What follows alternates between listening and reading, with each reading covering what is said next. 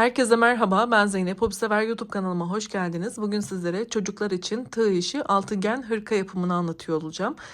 Ben anlatım yaparken arkadaşlar marketten aldığım ipleri kullandım ve 10-11 yaş için yaptım bu hırkayı. Eğer sizler daha farklı bir boyutta yapacaksanız, yaş gruplarında yapacaksanız nasıl bir yol izlemeniz gerektiğini de anlattığım için sizler de istediğiniz yaş gruplarında çocuklarınıza özel yapabileceksiniz. Yani onu da şöyle açıklayabilirim. Her 10-11 yaş grubundaki çocuk aynı ebatta olmayabilir. Ya da daha küçük çocuklarınız, daha büyük çocuklarınız için yapıyorsunuzdur. Nasıl bir yol izlemeniz gerektiğini şimdi videomda anlatacağım. Ben hırkamın yapımında 3 tane yumak ip kullandım. Şöyle market iplerinden almıştım.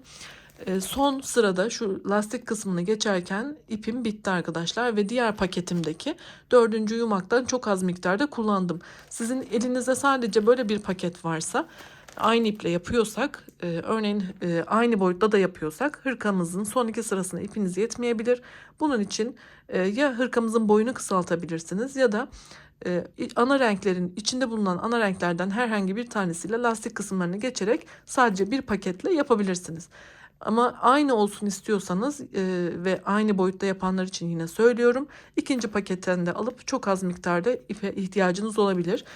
Bu tamamen el sıkılığınızda da ayarlı bir şey arkadaşlar. Yani aynı ölçüde, aynı yaş grubunda, aynı tığla, aynı iple yapıyor bile olsak el ayarınıza göre farklılıklar gösteriyor olabilir. Bunu da göz önünde bulundurmanız gerekmekte. Dediğim gibi ben yapmış olduğum hırkada bir tane bu şekilde paket kullandım. Dördüncüden de çok az miktarda dördüncü yumaktan da kullandım. Şimdi ben ipimi özelliklerini sizlere tarif ettiğimde sizler de farklı iplerle de rahatlıkla bu hırkayı yapabileceksiniz.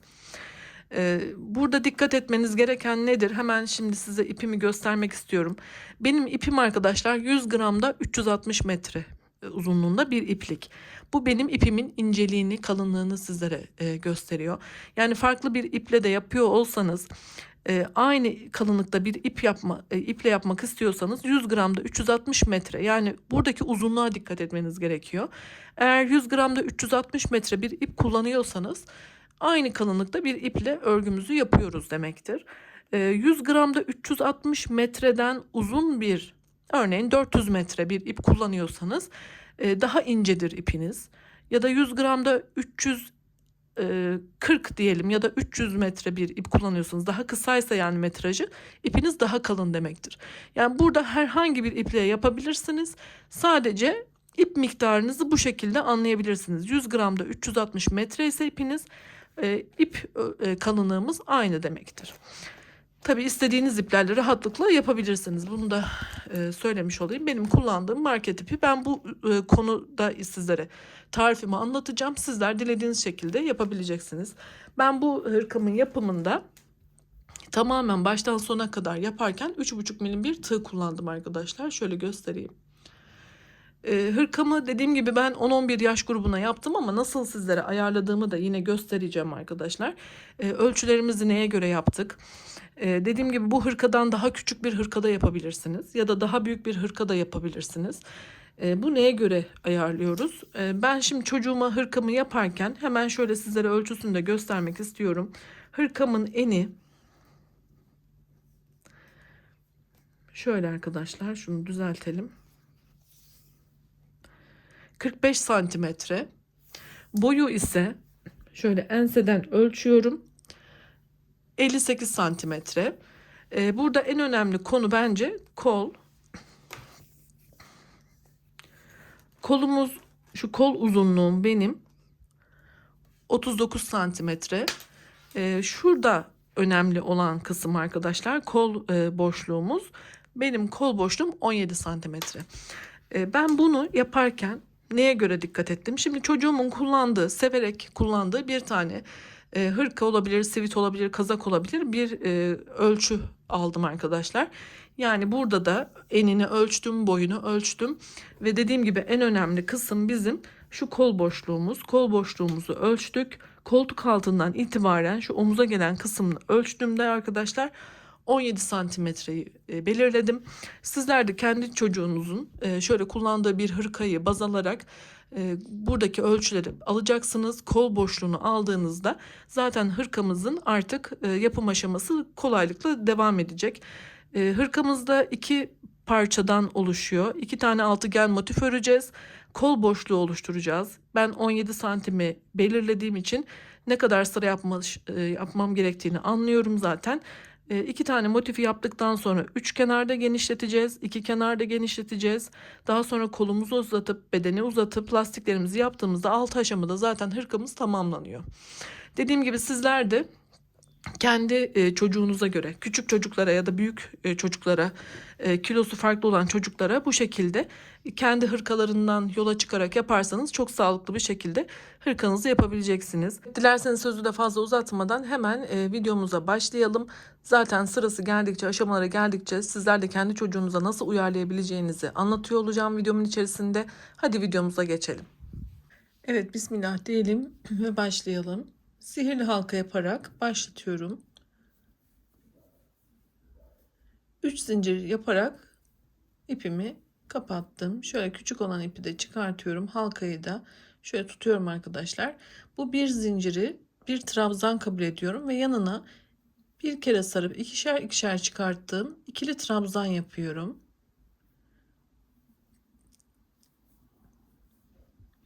İki tane ikili trabzan yaptım. Zincirimi de dediğim gibi bir kabul ettim. Burayı 3'e tamamlamış oldum.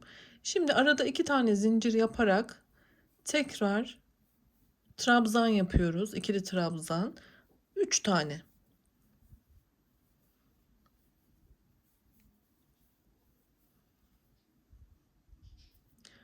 İki zincir.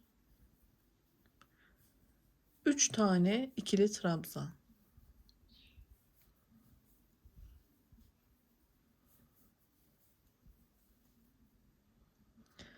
Aralarda 2 tane zincir yaparak trabzan gruplarımızı 6'ya tamamlayacağız. Şimdi ben 3 tane yaptım. Diğer 3'ünü de yapıp geliyorum. Evet, 6 tane trabzan grubumuzu yaptık.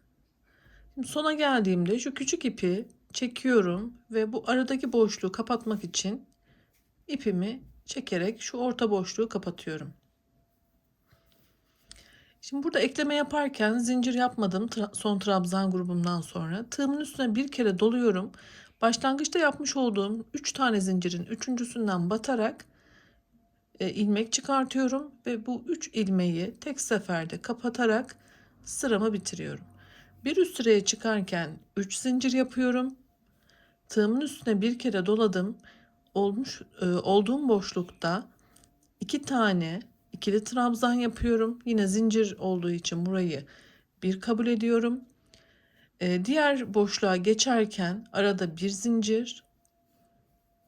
Bakın şöyle 2 tane trabzanın ortasındaki boşluğumuzda da şimdi 3 tane ikili trabzan yapıyoruz.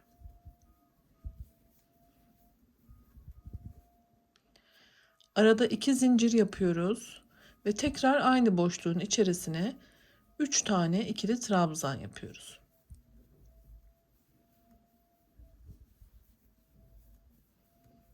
Şöyle göstereceğim.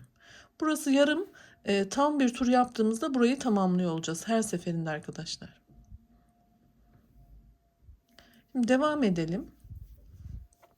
Boşluklarımıza geçerken arada bir zincir yapıyoruz ve yine burada bir köşe oluşturuyoruz şu an. Yani 3 tane ikili trabzan, 2 zincir, aynı boşluğa 3 tane ikili trabzan.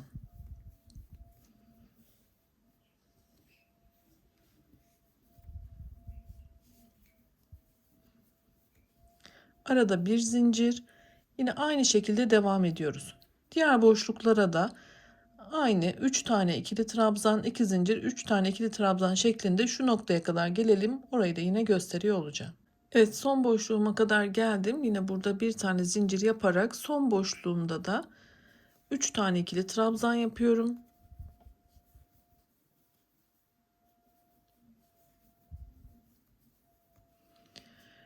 Şöyle baktığımızda arkadaşlar altıgen bir motif yaptığımız için şurası birinci köşemiz. 2, 3, 4, 5, 6 tane grup olmalı, şöyle köşe olmalı.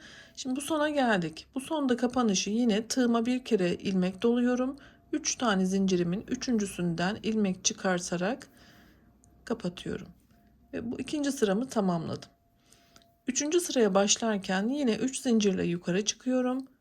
Olduğum noktada 2 tane ikili trabzan, bir zincir.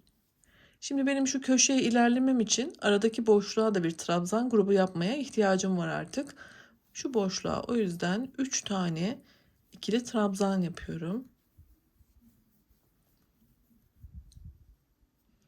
Bir zincir yapıyorum ve buradaki köşenin aynısını yine buraya uyguluyorum.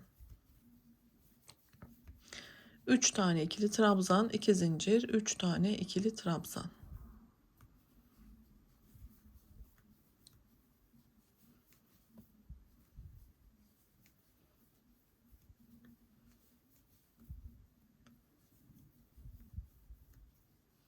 Şöyle bakalım. Yine yarım bir köşeyle başladık. En son burada yine bitirişi yapacağız. Şimdi devam ediyoruz. Bir tane zincir yapıyoruz. Yine aradaki boşluğumuza bir tane üçlü trabzan grubu yapıyoruz. Bakın şöyle. Yine bir zincir yaparak köşemizi yapıyoruz.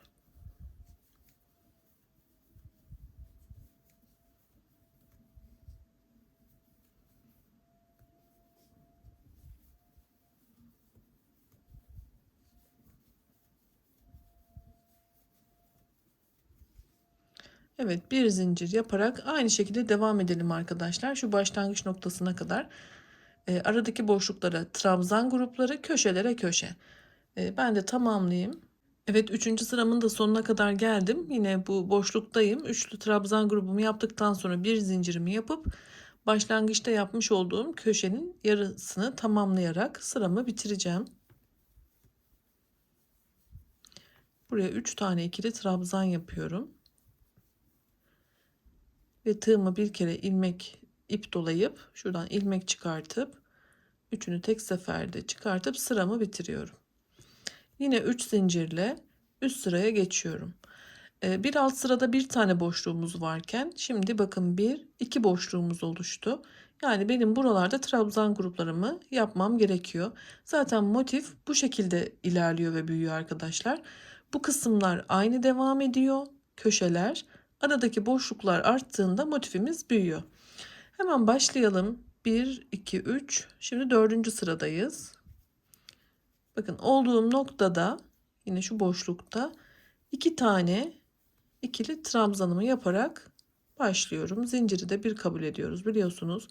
Şimdi bir tane zincir yaptım. Yine burayı yarım bıraktım. Sıra sonunda tamamlayacağım.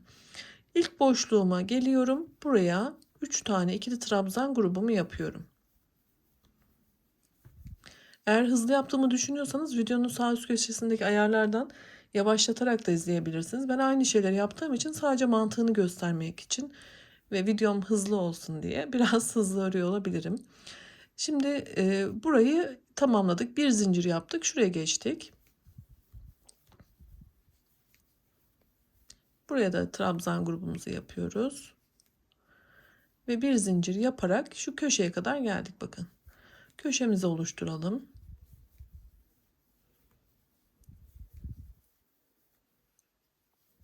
Arada 2 zincirimiz var köşelerde.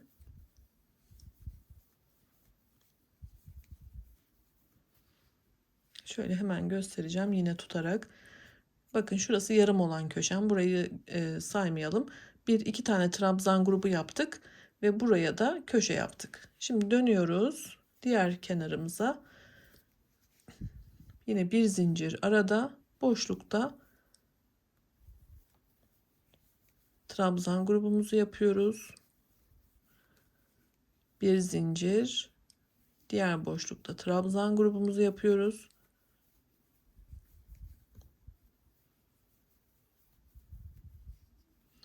Yine bir zincir köşemizi yapıyoruz.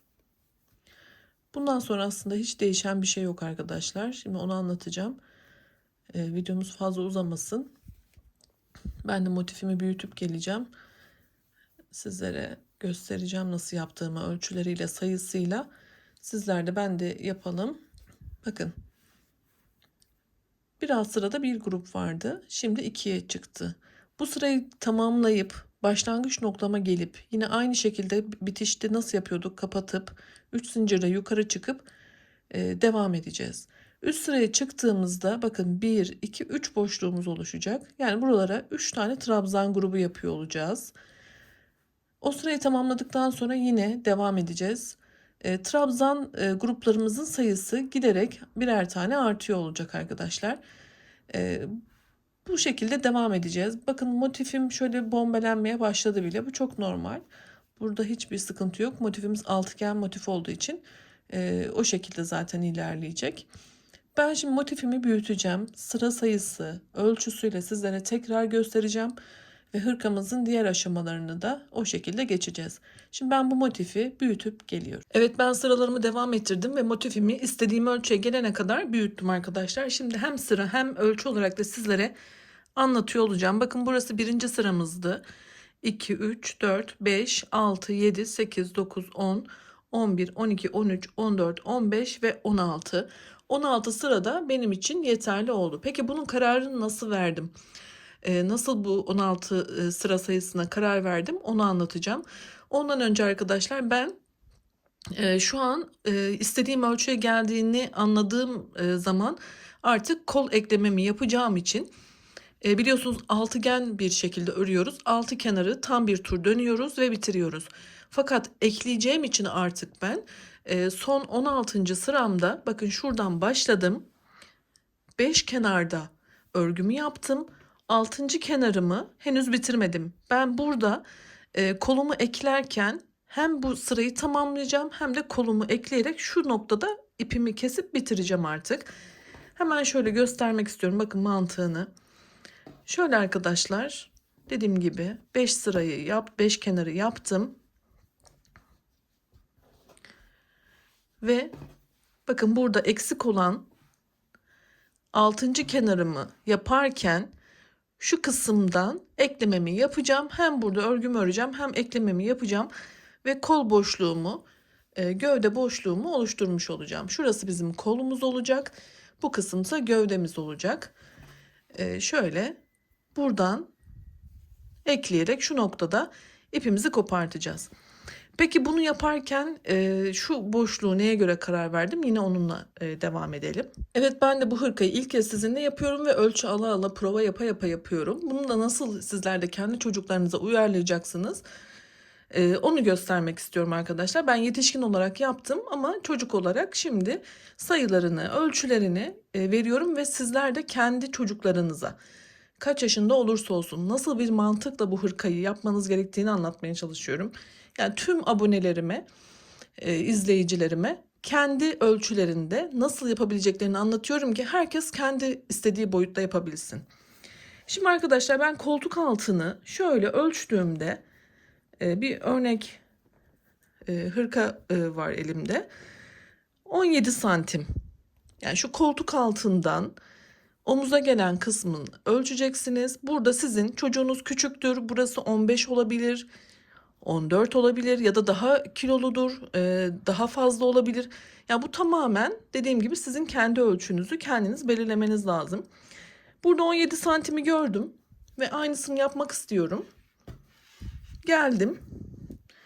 Burada da 17 santim olana kadar şu arkadan ölçüyorum çünkü şurada hala eksik sıram var.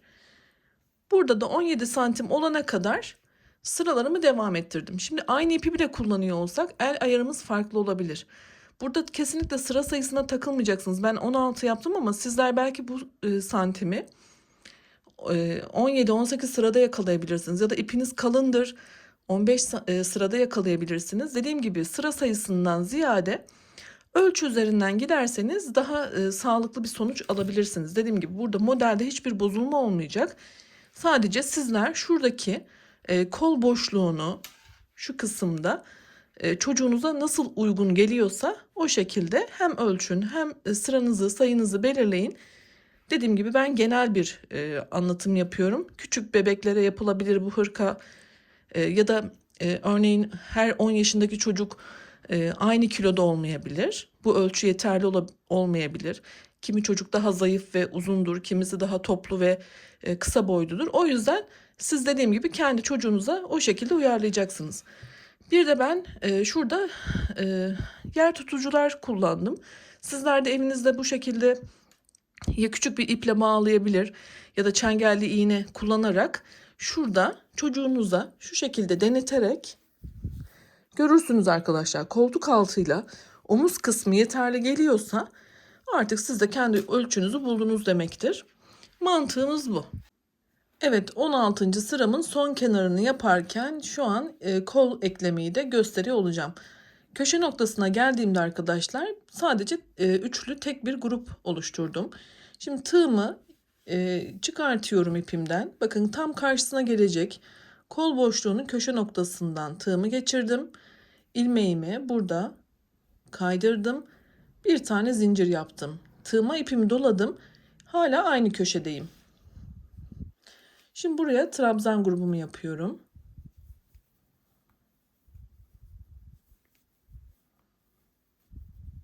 Bakın burada eklememi yaptım. Şu istikamette gidiyorum. Bakın şimdi bu boşluktan ipimi geçirdim. Zincirimi yaptım. Şimdi bu boşluğa trabzan grubumu yapıyorum.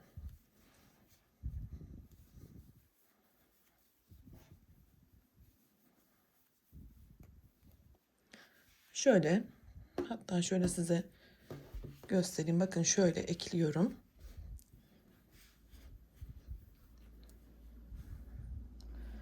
Bakın buradan ilerliyorum. Şimdi ne yapacağım? Yine buradan tığımı geçirip ipimi şöyle alttan alıyorum.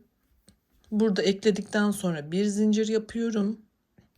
Burada trabzan grupları karşılıklı geliyor farkındaysanız. Kaydırma yapmıyoruz. Şimdi bu boşluğa da üçlü grubumuzu yapalım.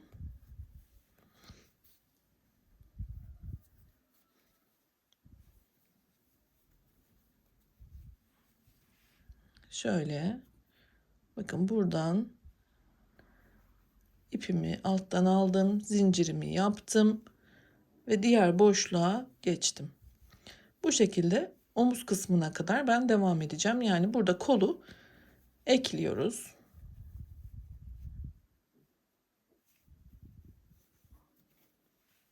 Bakın bu şekilde.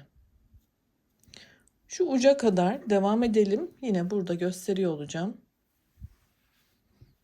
Yapıp geliyorum. Kol eklemede sona kadar ilerledim. Şimdi şu noktadayım. Buradaki başlangıç noktamdan önceki boşluğa üçlü trabzan grubumu yaptım ve şurada köşe noktamla ekleyeceğim arkadaşlar. Tığımı buradan batırdım. Şimdi yine ipimi şöyle alttan alıyorum. Bir tane zincir yaptım. Bakın burada da eklememi yaptım. Şimdi şu boşluğu kapatarak ipimizi keseceğiz. Şuradaki zincirden değil, bir sonraki trabzanın tepesinden ilmek kaydırıyorum. Bir tane de zincir yapıp artık eklememi bitiriyorum. Burada ben ipimi keseceğim. Bu ipleri de arkada kaybediyoruz arkadaşlar. Biraz yürüttükten sonra o şekilde çok kısa kesmeyelim. Şimdi hırkamızın bu bir kenarı arkadaşlar. Yani bir kenarını oluşturduk. Şimdi ben kol boşluğumu bu kısımda yaptım. Benim bir de şu tarafta da bir parça ihtiyacım var. Yani bundan iki parça yapıyoruz. Ben hatta kamera arkasında biraz daha hızlı ilerleyebilmek adına diğer parçamı da yapıyorum arkadaşlar. Onu biraz daha ilerlettim. Sadece mantığını göstereceğim şimdi sizlere. Bakın ilk parçamızı yaptık. İkinci parçayı da aynı bu şekilde yapıyoruz. Ve yan yana geldiğinde bu parçamızın kol tarafı bu boşluğa ilerlerken sağ tarafa, diğeri de sol tarafa ilerleyecek. Yani orada yön şaşırmayın. Yani iki tane şöyle olmayacak. Biri bu yönde, biri bu yönde olacak kollarımız. Bu bedeni eklerken bizim için önemli olacak. Şimdiden söylemek istedim. Şimdi ben ilk parçamı yaptım. İkinci parçamı da yine aynı şekilde yaptım. Zaten benim hali hazırda biliyorsunuz şu kol boşluğum 17 santimdi. Şurası da 17 santim arkadaşlar. Bir tane de 17 santim burada olacak. Yani bedenim aslında şöyle, ben burada biraz sıra beden büyüttüm. Şu kadar bir genişliği zaten elde ettim. Şimdi çocuğumun boyutunda burada bedenini genişleteceğim. Sonra işte sırtta genişletme yapacağız vesaire. O şekilde ayarlamaya devam edeceğiz. Ben şimdi ölçülerini yine sizlere ölçü ölçü sırayla ve mantıkla vereceğim nasıl yaptığımı. Şu an arkadaşlar diğer aşamamız 3 kenarda beden genişletme olacak. Yani bakın ben bu hırkamda şu kol boşluğunu şurayı yaptıktan sonra bedende şu yaka kısmına gelen, etek kısmına gelen ve sırt kısmına gelen 3 kenarda bedenimi genişlettim. Yani şimdi ben başlayacağım sizinle, bakın. Bir kenarımız burası. Bir kenarımız burası. Bir kenarımız da burası. Üç kenarda beden genişleteceğiz şimdi. Evet, üç kenarda beden genişletmeye başlayalım. Bakın benim yönüm şöyle. Ben şu kenardan başlayacağım. Arka uç kısmından ipimi ekleyerek başlıyorum.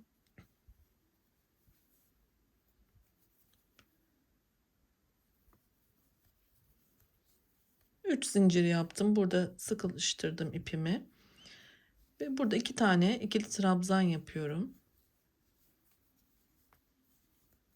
Arada bir zincir yapıp diğer boşluğa geçiyorum.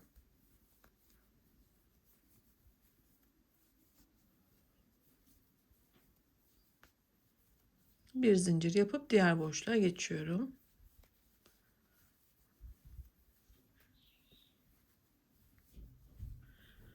Şimdi böyle üçlü trabzan grupları aralarda bir zincir olarak arkadaşlar. Şimdi ben sırt kısmından başlamıştım. Şöyle omuza kadar devam ediyoruz. Şimdi ben buradaki geçişi de göstereceğim sizlere. Şimdi şu sırayı ben örüp geliyorum. İlk kenarda devam ettim. Omuz olan kısma kadar geldim. Şu birleşim noktasında da yine birlikte yapalım. Burada da arkadaşlar tam şu birleşim noktasına batarak buraya da trabzan grubu oluşturuyoruz.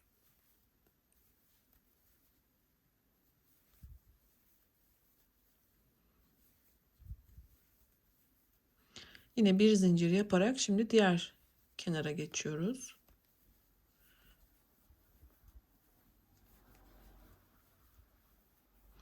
Bakın geçişi sağladık. Daha sonra bu kenarda devam ediyoruz. Köşede yine köşe geçişimizi yaptıktan sonra başlangıç noktamıza kadar yine devam ediyoruz. Aynı şekilde bu noktaya geleceğiz ve üst sıraya geçmeyi de göstereceğim arkadaşlar. Son boşluğumu da yine trabzan grubumu yaptıktan sonra yine tığıma bir kere doladım. Üçüncü zincirime batarak şöyle içine batalım. İlmeğimi çıkartıyorum ve hepsini tek seferde çıkartarak yine 3 zincirle üst sırayı başlatıyorum. Aynı şekilde devam ediyoruz. Burada 2 tane ikili trabzan yapalım. Zincirimi yaptım aradaki ve boşluğa geçiyorum. İkinci sıramı başlattım. Evet. Şimdi bunu da yine 3 kenarda şöyle göstereyim. Bakın burada, burada ve etek ucunda devam ettireceğim. Şu noktaya geldiğimde artık zaten sağ ve sol boşluklara yapacağız. Hiçbir değişiklik yok. Köşe dönüşlerimiz yine aynı şekilde köşe olacak. Bunu 3 sıraya tamamlayacağım ben arkadaşlar kendi ölçülerime göre. Peki bu 3 sırayı nasıl karar veriyorum? Yine onu da gösteriyor olacağım. Yapıp geleyim, hem ölçelim hem bakalım, mantığını anlatarak devam ederim. Hadi yapıp geliyorum. Evet, üç kenarda beden genişletmede sona geldim artık. İpimi keseceğim. O yüzden bir tane zincir yaparak, zincire değil trabzanın üstünden ilmek kaydırma yapıp ipimizi kesiyoruz.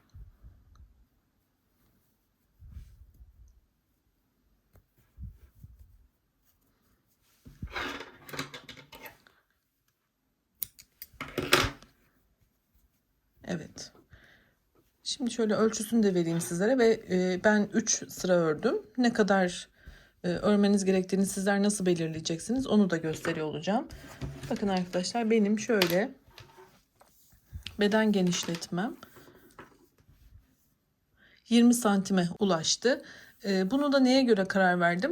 Bu esnada arkadaşlar yine çocuğunuzun üstünde de deneyebilirsiniz. Şöyle ben buradaki hırkamın üstünden de sizlere göstereceğim. Şöyle yapalım. Bunu koyduğumda arkadaşlar şöyle yarısı, bakın tam şurası benim birleşim noktam iki parçanın. Şöyle buradaki birleşim noktasına şöyle bir iki parmak kala bıraktım. Yani bu tam göğüs boşluğunun orta kısmı arkadaşlar çocuğumuzda. Tam buraya gelmeden bir iki parmak kala bırakacağız. Çünkü burada lastik yaptığımızda, diğer parçayı da yaptığımızda yine burada birleşmiş olacak. Yani şöyle gösterelim. Bunu çocuğunuzun üstüne giydirerek de kararını verebilirsiniz. Dediğim gibi ip farklılıklarından dolayı burada sıra sayısı yine fark etmiyor. Sizler burada bir sırada, iki sırada ya da daha büyük yapıyorsanız 5 sırada yapabilirsiniz. Bu tamamen dediğim gibi sizin yapacağınız ölçüye ve çocuğunuzun ebatına göre, kilosuna göre önemli. Şu göğüs boşluğumuzu baz alacağız ve buraya gelmeden bırakacağız. Şimdi lastik yapacağız çünkü en son. İki lastik de iki kenarda da yapacağımızda bu ortada birleşim sağlanacak. Evet, diğer parçayı da koydum sizler için. Bakın burada da yine ben şöyle iki parmak kalacak şekilde şu kısmı bıraktım. Arkada iki kenarda beden genişletme yaptığımda bunda da yapacağız şimdi birlikte. Sırt kısmı kapanmış olacak. Ön kısımlarda da lastik yaparak burayı denkleştirmiş olacağız. Sizler de böyle ister çocuğunuzun üstünde ister kullandığınız montun üstünde deneyerek karar verebilirsiniz. Ben şimdi 3 kenarda artırmayı genişletmeyi bitirdim bedende. İki kenarda yapacağım şimdi genişletmemi. O da sırt ve etek kısmında olacak. Şu noktaya kadar. Yukarıya yaka kısmına doğru artık ilerlemeyeceğim. Sadece etek kısmında ve sırt kısmında bu artırmayı yapacağım. Bakın burada yaptım arkadaşlar. Şu parçayı bıraktım. Arkada bedenimi genişletmeye iki kenarda devam ettim. Bunu da yapacağım. Hemen başlayalım. Daha sonra diğer parçayla da ekleyeceğiz. Onu da göstereceğim. Devam edelim. Evet, iki kenarda beden genişletme yaparken bir şey daha dikkat edeceğiz arkadaşlar. Sırt kısmını doğru belirlememiz lazım iki parçada. Şimdi bu benim sol kolum, bakın bu tarafa yönü, diğeri de bu tarafa yönü. Yani benim burada şu arka kısmı, şu arka kenarı sırt olarak belirlemem lazım. Şimdi ben burada bir genişletme yapacağım bedende ve etek ucunda bir genişletme yapacağım. Burası benim artık yaka kısmım. Buna dikkat edeceğiz. Aynı kenarı ikisinde de aynı şekilde yaparsak üst üste gelecek ve yanlış olacaktır. Dediğim gibi benim şu an şu noktadan başlayıp bir kenarı, ikinci kenarı yapmam gerekiyor. Şimdi başlayalım, hemen şunu kaldıralım. Dediğim gibi şu noktadan başlayacağım. Birinci kenarım, ikinci kenarım, sonra buradan tekrar geriye dönüş yapacağız. Onları da detaylı bir şekilde göstereceğim. O yüzden şöyle çevirip eklememi yapıyorum.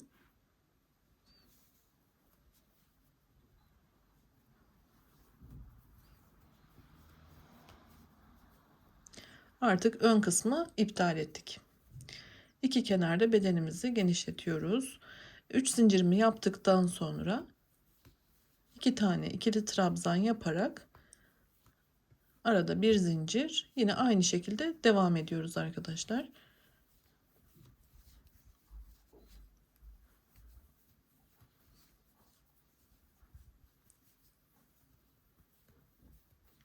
Evet, bu şekilde başladık. Bu kenarı devam edeceğiz. Köşe noktasında yine bir geçiş yapacağız. Ve şu kısma kadar ördüğümüzde burada nerede bitireceğiz onu da gösteriyor olacağım. Ben şimdi dediğim gibi buradan başladım. Burayı tamamlayacağım. Hiçbir değişiklik yok. Ve yukarı sırtta ilerleyeceğim. Şuradaki dönüş kısmına kadar orayı da gösteriyor olacağım. Şimdi hızlıca yapıp geliyorum. Evet, iki kenarda beden genişletmede arkadaşlar şu noktadan başladım. Şöyle devam ettim ve sırtta yukarıya kadar çıktım. Peki bu yukarıda nerede dönüş yapacağız? Şimdi onu gösteriyorum sizlere arkadaşlar. Bakın burası çok önemli. Çünkü diğer parçada da aynı hizada yapmazsak ekleme yaparken büyük bir sorun yaşayacağız. Denk gelmeyecek. Şimdi ben Şu parçamda bakın ilk sıram bu benim. Şu noktaya battım. Peki burayı nasıl belirledim? Bakın şurada benim birleşim noktam var. Üçgenlerde beden genişletme yapmıştık biliyorsunuz. Şuraya batmıştık. Bunun üstündeki boşluktan sonraki gelen üçlü grubun tam ortasına batıyorum. Yani birinci sıramın dönüşünü buraya batarak yapacağım arkadaşlar. Şu trabzan grubuna. Örneğin siz şuraya yaparsınız ya da bu kısma yaparsınız. Ekleme sırasında büyük problem yaşarsınız. Denk gelmez. Sırt kısımları denk gelmez. Burada nasıl belirleyeceğinizi de buradan göstermiş olayım. Ben şimdi şuradaki trabzanı da yaparak tekrar ikinci sırama iki kenarda artırmaya, beden genişletmeye devam ediyor olacağım. Ben şimdi şurayı yaptım. Gelip şuraya batacağım ve tekrar dönüp şu noktayla devam edeceğim. Hadi yapalım. İki parçanın aynı olması önemli. Bakın ben yine burada belirledim. Şu noktaya kadar geldim. Şimdi burada bir zincir yaparak şöyle ortaya batıyorum. Trabzan yapıyorum bir tane ve buradan artık geriye dönüş yapacağım. Çünkü iki kenarda beden genişletiyorum. Burası benim ön yaka kısmım. Ben sırt ve etekte devam ettiğim için bu şekilde yapalım. Şimdi 3 tane zincir yapıp çevirelim. Artık tersli düzlü örüyoruz arkadaşlar. Nasıl denk geliyorsa öyle yapacağız. Şöyle çevirdim. Ve burada trabzan grubumu oluşturuyorum. Bir zincir yaparak diğer boşlukta devam ediyorum.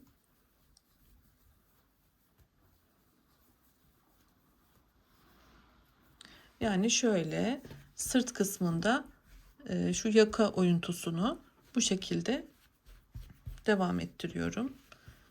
Şimdi ben burayı tamamlayacağım. Şu köşeye kadar geleceğim. Köşede yine köşe dönüşünü yapıp şu etek ucuna kadar geleceğim. Burayı da tamamlayıp göstereceğim sizlere. İkinci sıramı da tamamlayıp geliyorum arkadaşlar. Evet, iki kenarda beden genişletmeyi devam ediyoruz arkadaşlar. Ben ikinci sıramı yaptım. Bakın ikinci sırama geldiğimde burada son trabzan yaparak şu kenarda bitirdim. Ben burada 3 sıra yaptım arkadaşlar. Burada ne yapacağız? 3 sıra ilk parçanızda 3 sırayı tamamlayıp yukarıda bakın ben burada ipimi kestim. Yani kaç sıra yapmak istiyorsanız ilk parçanızda yapıp keseceksiniz. İkinci parçamızda ise bir eksik sıra yapacağız. Yani ben şu an 3 sıra yapacağım ama 2 sırasını yaptım ve bu noktada ipimi keseceğim. Hemen şöyle. Çünkü üçüncü sıramı yaparken yani son sıramda sizler kaç sıra yapıyorsanız son sıramda yukarıdan aşağı hem bir sıramı yapacağım hem de diğer parçayla eklememi yapıyor olacağım. Bu yüzden dediğim gibi burada 3 sıra yaptım yukarıda. Bakın şu şekilde bitirdim. İpimi kestim. Diğer parçamda 2 sıra yaptım. İpimi kestim. Üçüncü sıramı buradan başlatacağım. Sırttan aşağı doğru eklememi yapıp etek ucunda da sıramı bitirdiğimde burada da 3 sıra yapmış olacağım. Beden genişletmeyi iki kenarda. Peki bunu nasıl karar verdim? Şimdi onu gösteriyor olacağım. Arkadaşlar ben biliyorsunuz bir ölçü böyle bir montun hırkanın üstünde yapıyorum. Bakın şu arka kısım 3 sıra yaptığımda şu sırtta tam orta birleşim noktasına kadar geldi. Önde biliyorsunuz yakada bıraktık, arkadan artırmayı devam ettirdik. Burada 3 sıra yaptım. 3 sırada burada yaptığımda yani şu son sırayı da yaptığımda bakın burası sırtta kapanacak. Yani sırt kısmını bu şekilde ayarladım. Sizler burada dediğim gibi farklı bir ip kullanıyorsunuzdur ya da daha büyük, daha küçük ebatlarda yapıyorsunuz. Buna göre buradaki 3 sıranızı artırıp azaltabilirsiniz. El sıkılığınıza göre daha büyük ya da daha küçük yapmanıza göre bu sıra sayılarını tamamen sizler belirleyeceksiniz. Ben size mantığını da göstermiş oluyorum. Şimdi bu sıramı da yaptığımda hırkam hem birleşmiş olacak hem de sırt istediğim gibi olacak. Yaka oyuntum ortaya çıkacak şu kısımda ve bunu tamamlamış olacağız. Peki benim ölçüm ne olacak? Şöyle hemen kabaca yine ölçerek gösteriyor olacağım arkadaşlar. Bakın 45 santim civarında olacak hırkamın bitmiş genişliği. Dediğim gibi ben şu alttakinin ölçülerine göre yapıyorum. Ama daha salaş, daha büyük yapmak istiyorsanız burada yine sırttaki sıra sayınızı artırabilirsiniz. Tamamen sizin isteğinize bağlı. Evet, şimdi ben ikinci parçamda üçüncü sıramı yaparken yukarıdan aşağı hem iki parçayı birleştireceğim. Etek ucumu da yapacağım ve diğer aşamalarına geçiyor olacağım. Şimdi ipimi hazırlıyorum. Şu yukarıdan aşağı eklemeyle devam edelim. Evet, iki sıra yaptığım kenardaki parçamı alıyorum. Diğer kısma ekleme yapacağım. Şimdi arkadaşlar burada şöyle karşıya baktığımızda ekleyeceğimiz kısımda boşluk varsa boşlukla başlayarak ekliyoruz. Trabzan grubu varsa trabzan grubuyla ekliyoruz. Benim şimdi burada boşluk yapıp şu karşıdaki boşluğa ekleme yapmam gerekiyor. Sizin burada sıra sayılarınız farklı olabilir. Trabzan denk gelebilir. O zaman da trabzan gruplarıyla başlayacaksınız. Eğer yapamam, benim için zor diyorsanız, daha önce hırka modeli anlattım yetişkinler için. O videomun bu kısmına da sırtla ekleme kısmına da bakabilirsiniz. Oradan da başlatabilirsiniz zor geldiyse. Şimdi ben hemen şuradan öncelikle ipimi ekleyerek başlatacağım. Şöyle zincirin içine güzelce batmak istiyorum. Şöyle iki kanadını almak istiyorum ama şuradan batalım.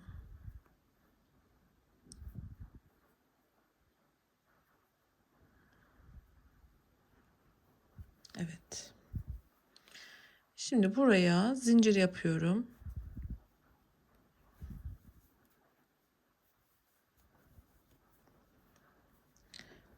Karşıdaki parçayı da alıyorum. 3 tane zincirimi yaptım. Şimdi şunun tepesine batarak şöyle ilmek kaydırarak burayı ekliyorum arkadaşlar. Burada bir tane zincir yapıp şimdi şu boşluğa geliyorum. Bu boşlukta 3 tane ikili trabzan yapıyorum. Burada yine ipimi bırakıyorum. Şöyle çevireceğim. Farklı sıra sayısında yaptıysak bunu terste de yapıyor olabilirsiniz bu eklemeyi. Öyle de olabilir. Ben şimdi iç kısımdan devam etmek zorundayım. Şöyle. Bak, buradan tekrar şu boşluktan bir zincir yaptık. Kolda ekleme yaptığımız gibi aslında arkadaşlar. Bir farklılık yok. Sadece şöyle daha rahat görürsünüz. Şöyle göstereyim, bakın. Boşluğun karşısına boşluk yaptım. Bu gruplar birbirine böyle bakacak.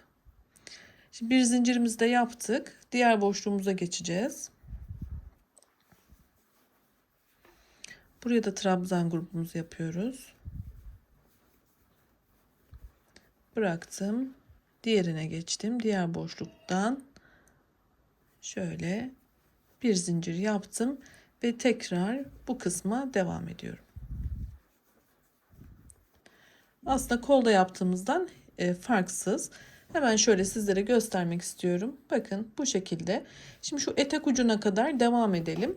Evet, eklememi yaparak şöyle etek ucuna kadar ilerledim. Şimdi burada son kısmında birlikte yapalım dönüşü. Bakın şurada şöyle kaldım arkadaşlar.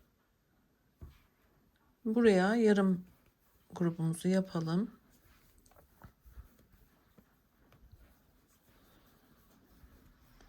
Şimdi şu köşeden eklememi yapıyorum. Yine bir tane zincirimi yaptım. Artık şu kısımda devam ediyorum. Etek ucunda şu noktaya kadar yapacağım arkadaşlar. Hem burayı tamamlamış oluyorum. Dönüşümüzü yaptık.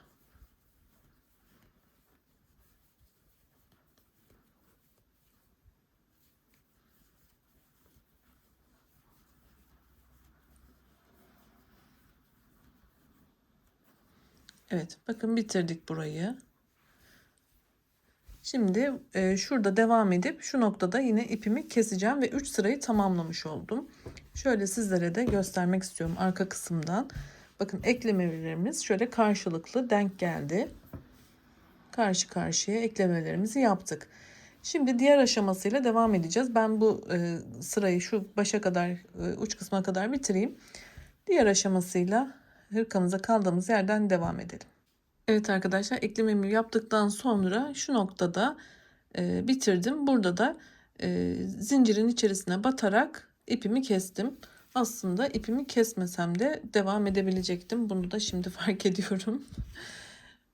Ama artık yapacak bir şey yok. Şimdi etek ucunda ilerleyeceğiz. Şöyle boy uzatma yapacağız arkadaşlar. Burada tamamen sizin tercihinize kalmış. Şu uçtan bu uca kadar, yani şuradan başlayacağız şu uca kadar, sonra tekrar geri döneceğiz bu uca kadar.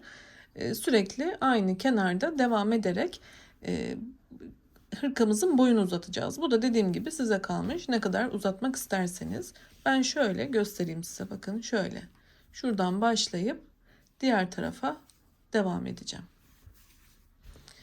Dediğim gibi ipimi yine eklemek zorunda kaldım.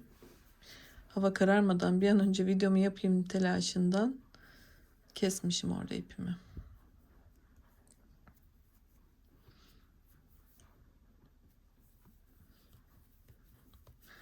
Evet, burada 3 tane zincir yaptım. Şimdi burası trabzan grubu olduğu için şu boşluğa geçmem lazım. Burayı da yani boşluk yapmam lazım. Şurada boşluk, trabzan grubu boşluk şeklinde. İpimi doladım. Şöyle. Burada 4 zincir de yapabilirsiniz. Kastırma yapıyorsa. Trabzanlarımı yapmaya başladım. Bir zincir. Devam ediyorum. Burada da ters düz şeklinde yapacağız. Yani nasıl denk geliyorsa döndürerek öreceğiz arkadaşlar.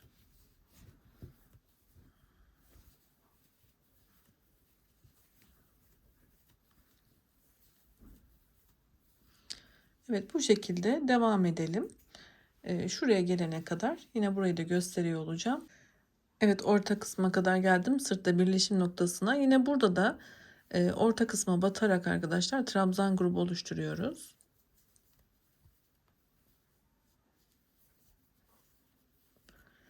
Yine bir zincir çekerek diğer boşlukta devam ediyoruz. Şöyle. Bakın buradaki geçişi de sağlamış olduk.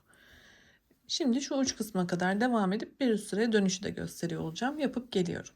Evet, uç kısma kadar etek kısmında uzatmada devam ediyorum. Bir zincir yaptım. Bu sona geldiğimde de şöyle trabzana batıyorum ki daha muntazam olsun diye. Ve bir tane trabzan yaparak bitirdim sıramı. 3 tane zincir yapıp çevirdim. Ve burada yeni sıramı başlatıyorum. Artık aynı şekilde devam edeceğiz arkadaşlar. Hiçbir farklılık olmayacak. İstediğiniz sıra kadar devam edebileceksiniz. Örneğin cep boyunda yapabilirsiniz. Çocuğunuzun ölçülerinde artık zevkinize göre diyeyim. Dizde yapabilirsiniz. Ayak bileğine kadar hatta yapabilirsiniz. Yani uzun bir şekilde. Ben belirli bir ölçüde yapacağım. Sizlere ölçümü de yine gösteriyor olacağım. Dediğim gibi burası tamamen zevkinize kalmış. Yapıp geliyorum. Şu kısımda 13 sıra ördüm arkadaşlar. İstediğim uzunluğa geldi. Ben şimdi sizlere ölçü olarak da vereceğim. Fikir olması açısından. Şöyle enseden tutuyorum. Etek kısmına kadar 51 santimetre. Hırkamıza kol uzatma aşamasıyla devam edelim. Zaten biliyorsunuz biz burada eklememizi yaptığımızda bir miktar kol payımız oluştu. Şimdi uç kısmındaki artırımı ve lastik kısmına devam edeceğiz. Şöyle arkadaşlar, ben size yine kabaca bir ölçüsünü vereceğim. Sizler de nasıl ölçü aldığımı görün. Kendi çocuğunuzda o şekilde uygulayın. Şöyle koltuk altından arkadaşlar, bakın şu koltuk altından ölçü alıyorum. Yapacağınız o süveter veya işte hırka, sivit, onun ölçüsüyle devam edersiniz. Şöyle 39 santim civarı arkadaşlar benim kol uzunluğum. Burada da şöyle, burası tamamen sizin zevkinize kalmış dediğim gibi. Benim kızım çok bedeni kilo alan bir çocuk değil ama boyu uzuyor. O yüzden ben giydiğinde şöyle biraz şurada bir toplanma olsun istedim. Çünkü boyu uzadığında şu şekilde uzayarak tam gelecek. Yani birkaç sene rahatlıkla kullansın istiyorum. Bedenen çok kilo almayan bir çocuk olduğu için. Şimdi burada nasıl yapacağız? Bakın zaten hali hazırda bir miktar var. Ben uç kısmında 15 sıra yaparak devam ettim. Ve şurada da lastik yapmaya başladım. Şimdi şurayı da göstereyim isterseniz size. Ne kadar lastiğimin ölçüsünü de belki orada da ihtiyaç olabilir. 8 santimetrede lastik kısmı. Yani sizler 8 santimetre, yani şu ölçüde yapmak istiyorsanız 8 santimetre kala artık yapacağınız ölçünün uzunluğuna bırakıp lastiğe geçersiniz. Buradaki sıra sayısı da yine dediğim gibi tamamen göreceli, sizin yapmak istediğiniz çocuğun boyuna göre. Burada 15 sıra değil de 10 sıra, 12 sıra vesaire öyle olabilir. Sonra lastiğe geçersiniz.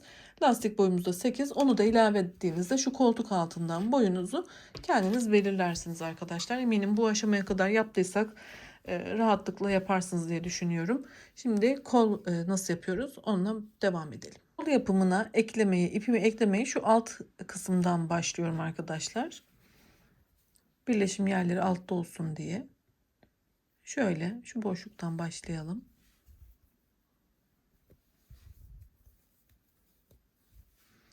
Zincirimi 3'e tamamladım. Şimdi burada devam ediyorum trabzan gruplarımı yapmaya. Diğer boşluğa geçiyorum.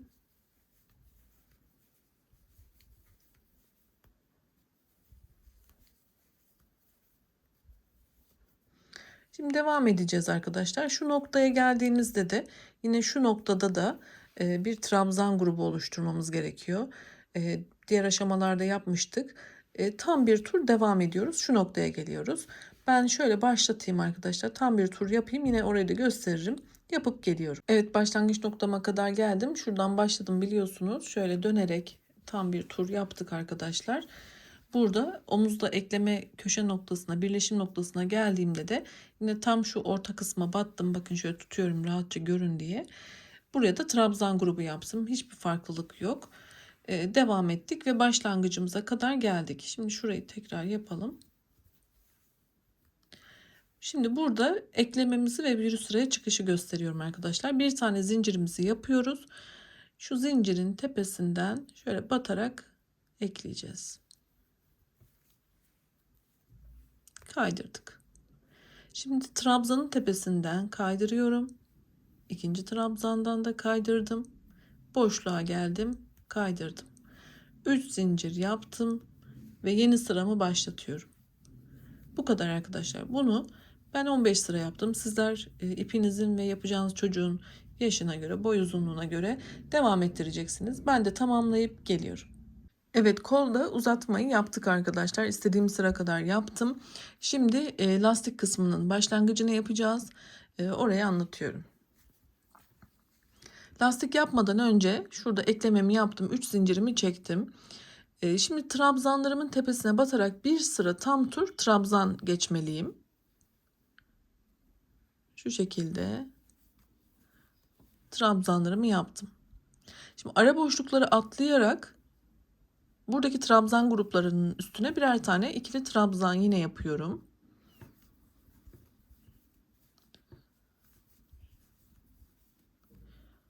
Şu şekilde. Yine bu boşlukları atlayarak sadece trabzanların tepesine batıyorum ve ikili trabzanlarımı tam bir tur devam ettiriyorum. Şimdi bunu sıra başlangıcına kadar yapalım. Gelelim. Evet, başlangıca kadar devam ettim. Şimdi zincirimin içerisinden yine batarak 3. zincirimden ilmek kaydırarak sıramı tamamladım. Burada hala arkadaşlar kol boşluğumuz bayağı geniş. Şimdi bir sıra burada ilmekleri azaltacağız ve toparlamayı sağlayacağız. Hemen başlayalım. 3 tane zincirle yukarı çıkıyorum. Şimdi önüme gelen 2 tane ilmeği şöyle tığımı alttan geçiriyorum. İlmeğimi yükselttim. İkili trabzan yapıyorum. Bir sonrakinde tığımı arkadan geçirip ilmeğimi yükseltiyorum. İkili trabzan yapıyorum. Şimdi sıradakinde yine tığımı alttan geçiriyorum. İkili trabzan. Sıradaki 2 trabzanı tığımı arkadan geçirerek ikili trabzan. Bu şekilde lastik yapıyoruz. Tam bir tur.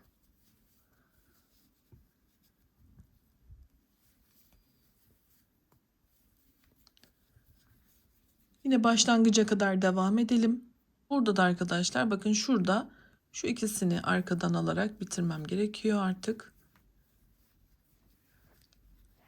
Ve şuradan zincire batarak ilmek kaydırıp sıramı tamamlıyorum. Şu an buradaki alt sırada yaptığımız trabzanları ikişer topladığımız için bakın daralma kendiliğinden oluştu zaten. Bir eksiltme yapmış olduk burada. Şimdi artık eksiltme yok. Dümdüz lastik örerek gidiyoruz. Şurada.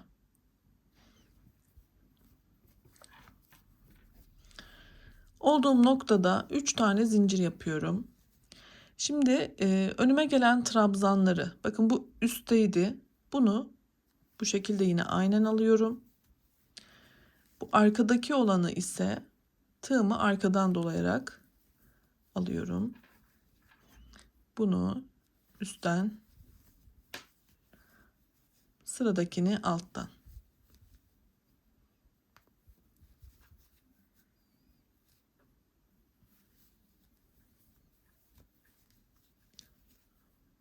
Bu şekilde devam ediyorum. Tam bir tur yapıp geliyorum. Evet, başlangıç noktama kadar geldim. Artık burası arkada kalacağı için şuradan direkt arkadaşlar zincire batarak sıramı bitiriyorum. Ve ikinci sıram buradaki lastik kısmında tamamlandı. 3 zincir yapıyorum.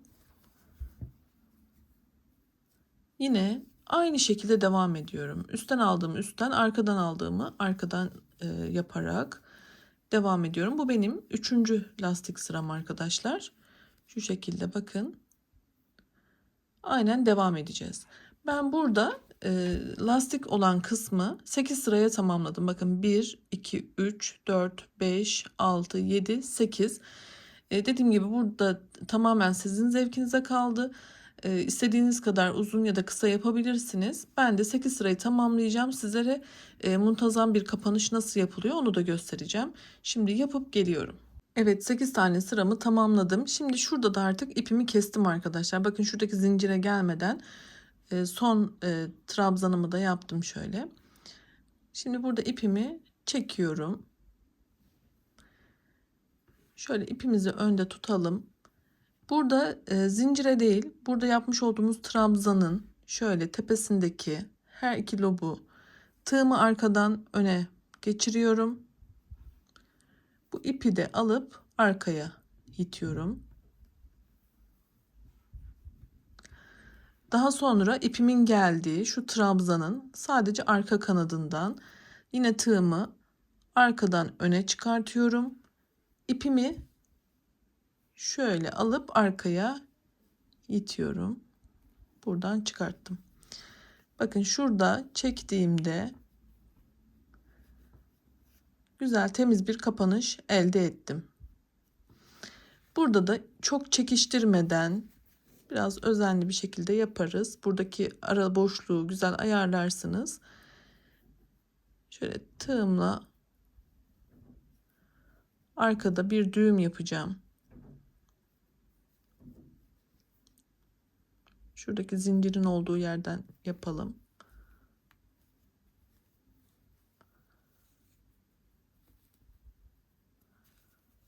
Evet.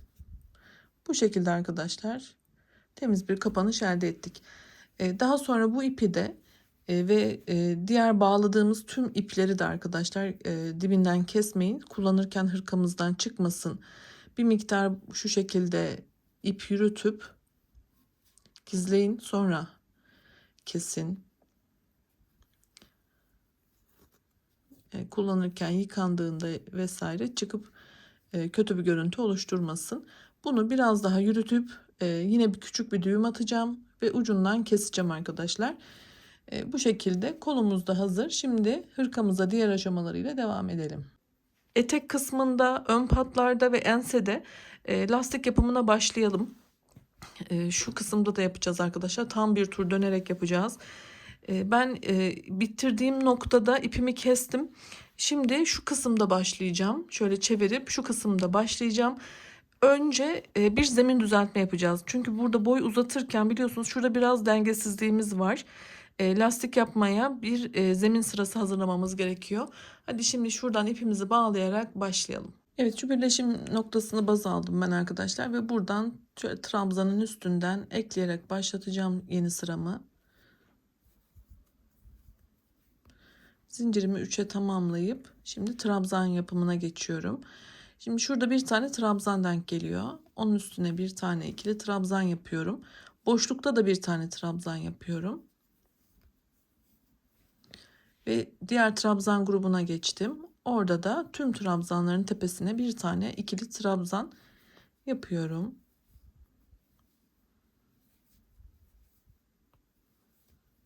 Şimdi boşluğa geldiğimde boşlukta yine ikili trabzan ve trabzanların tepesine bir tane ikili trabzan şeklinde uç kısma kadar ilerleyelim.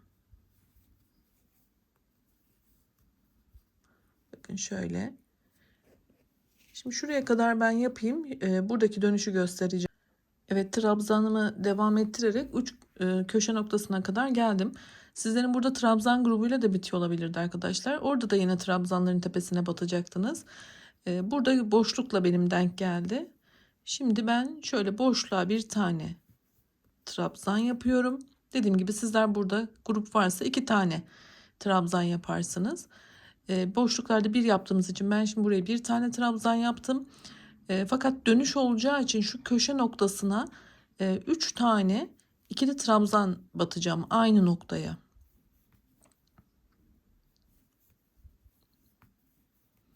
Bu şekilde dönüşümü bir kastırma yapmadan tamamladım arkadaşlar, bakın. Eğer sizlerin trabzan olsaydı 2 tanesine tek batacaktınız. Üçüncüsüne 3 tane batacaktınız. Dönüşü sağlayacaktınız. Ben boşlukta denk geldiği için bu şekilde döndüm. Her ikisi de yapılabilir, yani denk gelebilir. Şimdi şu boşluğa geçtim. Dikkat ederseniz arkadaşlar, burada hırkamızda boy uzatma yaptığımız için düzensiz bir zemin var. Şurası aynı sırtı etek kısmında başladığımız gibi düzenli gidiyor. Trabzanların tepesine bir, boşluklara bir. Ama burada nasıl yapacağız? Bakın boyutları farklı. Şöyle hemen onu göstereceğim. Şimdi şu boşluğa bir tane ikili trabzan yapıyorum. Ve ben bu boşluğu doldurduğumu düşündüm. Artık çok fazla bir boşluk olsaydı, şurada 3 tane dönüş yaptığım için buraya bir tane yeterli geldi. Ve şuradaki trabzanın tepesine batarak, şöyle tam batalım buraya. Şu batış noktaları biraz zorlayabiliyor beni. Tam şuraya batıyorum. Bir tane de buraya ikili trabzan yapıyorum. Buradaki amacım fazla yapıp bollaşmasını önlemek, az yapıp kastırmasını önlemek. Bir tane yeterli geldi. Eğer sizin gelmiyorsa buraya bir trabzan daha ekleyebilirsiniz. Şimdi şurada trabzan boşluklarımız var, bakın. Şuraları kullanacağız. Bu boşluğa da bir tane yaptım. Yeterli gelmedi. Bir tane daha yapayım. Bence yeterli, çünkü şu noktaya da yapacağım. Eğer buraya bir trabzan daha ekleseydim bollaşma olabilirdi. O yüzden 2'yi de karar kıldım. Şimdi uç şöyle tepe noktasına da bir tane yaptım. Bakın gayet muntazam oldu. Burada amacımız az yapıp kastırma yapmasını önlemek, fazla yapıp böyle mağrullanmasını önlemek. Bu sayıyı sizler kendiniz bulacaksınız artık el ayarınıza göre. Şuraya da bir tane yapalım. Bence yeterli. Şimdi şu şeye batıyorum, tam birleşim noktasına. Bakın gayet güzel duruyor. Böyle kontrollü bir şekilde devam ediyorum trabzanlarımın sayısını belirlemeye. Şimdi şu boşluğa geldim. Bir tane daha gerekebilir. Şimdi şu noktaya batıyorum. Ve bu şekilde trabzanlarımı belirliyorum arkadaşlar. Hiçbir farklılık yok. Dediğim gibi şu noktaya kadar, uzatma kısmına kadar bu mantıkla devam edeceğiz. Burada ise trabzanların tepesine ve boşluğa birer tane trabzan yapacağız. Ta ki şu ensede dönüşe gelene kadar ben de yapıp geleceğim. Arkadaşlar şöyle yakasına kadar geldim. Şimdi bu yakada da dönüşü sağlayacağız. Ama hiçbir farklılık yok, onu göstermek istiyorum. Belki merak edenler olabilir, yani farklı bir şey yaptım mı diye. Bakın şurada enseye dönüyoruz artık. Son boşluğuma trabzanımı yaptım. Burada da şu kısma batıyorum. ikili trabzan yapıyorum. Ve boşlukta nasıl o düzensiz olan yerde sayılarımızı kendimiz belirledik. Burada da aynı işlemi yapıyoruz arkadaşlar. Farklılık yok. Şöyle şu kısma batalım yine. Buralardaki zincir dönüşleri farklı olduğu için batmak biraz daha sıkıntılı oluyor. Sanırım batamayacağım. O yüzden ben de evet battım. Şöyle bakın buraya. Şimdi şu boşluğa geldim. Boşlukta 2 tane trabzan olabilir. Yeterli geldi. Şimdi diğer trabzan boşluğuna geçtim. Buraya da 2 tane yeterli bence. Şimdi yine tepeye battım. Bakın burada da dönüş sağladım. Görüyor musunuz? Hiçbir farklılık yapmadım. Yine göz kararı kendi sayılarımı belirleyerek yapmaya gayret ettim. Ve şuradaki tepelere batarsanız daha muntazam olduğu için onu da o şekilde ayarladım. Şimdi ne yapıyorum? Yine aynı şekilde dönüyorum. Hiçbir farklılık yok. Diğer uç kısmı da yapıp başlangıç noktama kadar tam bir tur devam ediyorum. Zeminimizi oluşturalım. Daha sonra lastiğe geçeceğiz. Şuraya kadar ben de hızlıca yapıp geliyorum. Zemin ayarlamada son kısma kadar geldim. Burada da zincirime batarak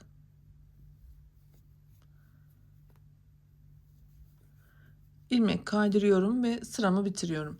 Şimdi lastik kısmına geçeceğiz arkadaşlar. 3 tane zincir yapıyorum. Şurada artık tek trabzanları kullanarak lastik yapıyoruz. Bakın böyle başlıyorum. Bir sonrakine arkadan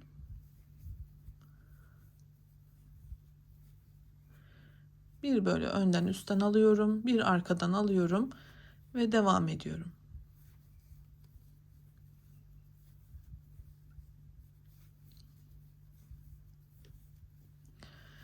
Bu şekilde devam ediyorum.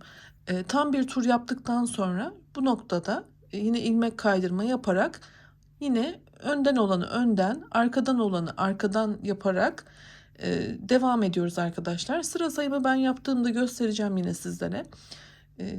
Kol kısmında da burayı anlattığım için aynı işlemi yapacağız. Farklılık yok. O yüzden burayı tekrar uzatmak istemiyorum. Şimdi ben de tamamlayıp geliyorum. Evet, hırkamı tamamladım. Oldukça güzel oldu. Sizlere son halini de göstermek istedim. Lastik kısmını da tamamladım arkadaşlar. Zemin düzeltmeden sonra 3 sıra lastik yaptım. Bunun kararını da şöyle arkadaşlar. Eğer burada daha fazla sıra yapsaydım ensede bir yığılma olacaktı. Bunu da o mantıkla sıra sayımı belirledim. Sizler ipinizin kalınlığına, inceliğine göre buradaki sayıları, sıra sayılarını değiştirebilirsiniz. Herkes aynı ipi kullanmayacaktır. Onun için belirtmek istedim. Evet, 3 sıra dediğim gibi yeterli oldu. Beni izlediğiniz için çok teşekkür ediyorum. Yeni videolarda görüşmek ümidiyle. Eğer sizler bu hırkanın yetişkin boyunu yapmak istiyorsanız videomun sonuna ekleyeceğim karta da tıklarsanız yetişkin boylar için de anlattım. Sağlıkla kalın, hoşça kalın.